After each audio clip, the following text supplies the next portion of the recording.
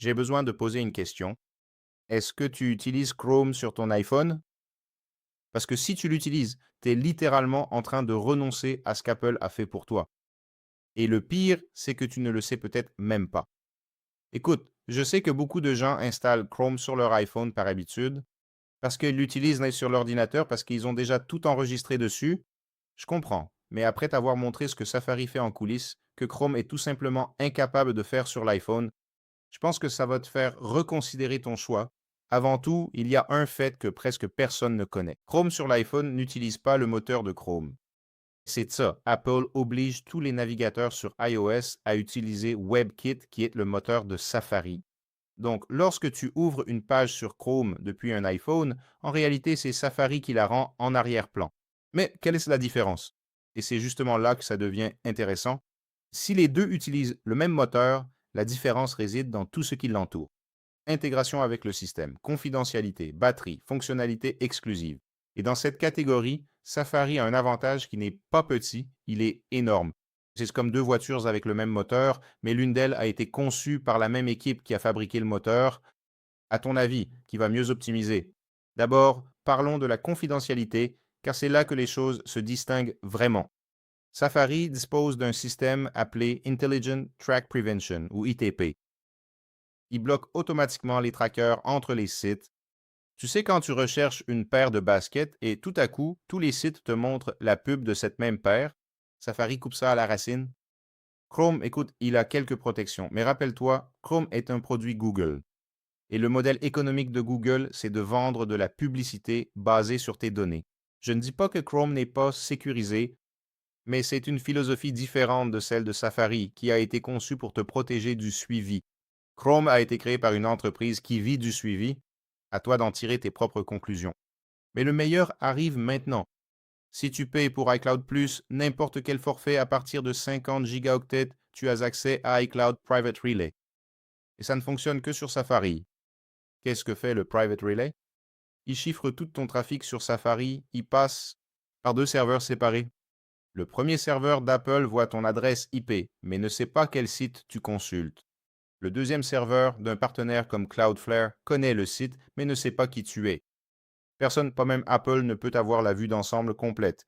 C'est l'équivalent d'un VPN intégré, simplifié, qui fonctionne automatiquement. Pas besoin d'application supplémentaire, ni de configuration. Tu ouvres Safari, tu es protégé. Tu utilises Chrome sur l'iPhone. Cette protection n'existe pas. C'est aussi simple que ça. Maintenant, parlons de la batterie. Safari fonctionne nativement sur l'iPhone. Il a été conçu par la même équipe qui a créé tout le système d'exploitation, qui a aussi conçu la puce de l'iPhone. Chrome fonctionne dans un bac à sable Sandbox. C'est une sorte de boîte séparée, et cela ajoute une couche supplémentaire de traitement. En pratique, des tests montrent que Safari charge les pages jusqu'à 18% plus vite et utilise environ 23% de mémoire en moins. Quand tu as plusieurs onglets ouverts, et en ce qui concerne la batterie, des utilisateurs rapportent jusqu'à 18% d'autonomie en plus lors de longues sessions de navigation avec Safari comparé à Chrome. Si tu fais partie de ceux qui passent la journée à naviguer, lire des actualités, faire des recherches, ces 18% de batterie en plus, ce n'est pas rien. Cela peut faire la différence entre rentrer chez toi avec 15% de batterie ou avec l'iPhone éteint. Et il y a un autre détail. Chrome effectue une synchronisation en arrière-plan. Il continue d'envoyer des données à Google même quand tu ne l'utilises pas. Safari est bien plus agressif pour suspendre les onglets inactifs et économiser tes ressources. Mais regarde, si tu utilises un iPhone, un Mac et un iPad, comme la plupart d'entre vous ici sur la chaîne, Safari a une magie que Chrome n'a pas. Le passage de relais. Vous ouvrez un site web ici sur votre iPhone, vous rentrez chez vous et ce site web apparaît dans le dock de votre Mac. Vous pouvez donc reprendre exactement là où vous en étiez sans rien faire. Pas d'extension, pas de connexion, pas de as. Tout passe par iCloud, Kenshin, avec un chiffrement de bout en bout et maintenant avec les cartes d'accès qui représentent l'avenir de l'identification. Safari intègre nativement Face ID et Touch ID vous permettant de vous connecter au site web sans saisir de mot de passe. C'est littéralement regarder l'iPhone et c'est fait.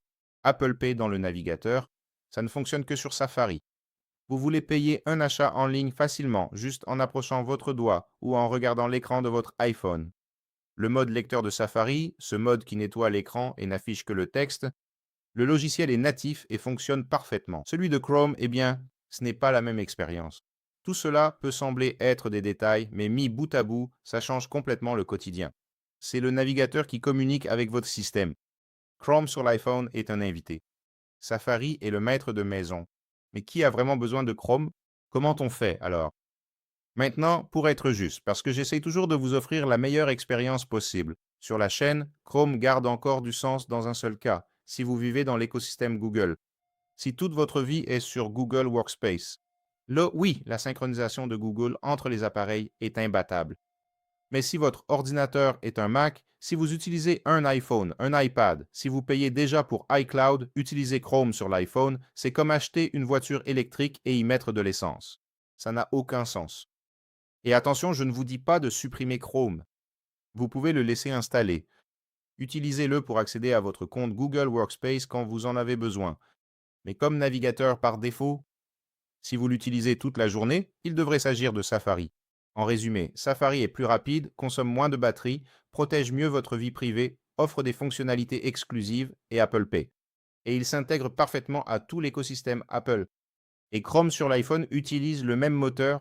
Alors, pourquoi utiliser une version moins optimisée du même moteur? Dites-moi dans les commentaires si vous utilisez Chrome ou Safari sur l'iPhone. Et si vous utilisez Chrome, qu'est-ce qui vous empêche de changer? Je veux vraiment le savoir. Si cette vidéo vous a fait réfléchir, laissez un like, ça aide énormément la chaîne. Abonnez-vous pour plus de contenu, comme ça, direct, sans détour. J'espère que le contenu vous a plu.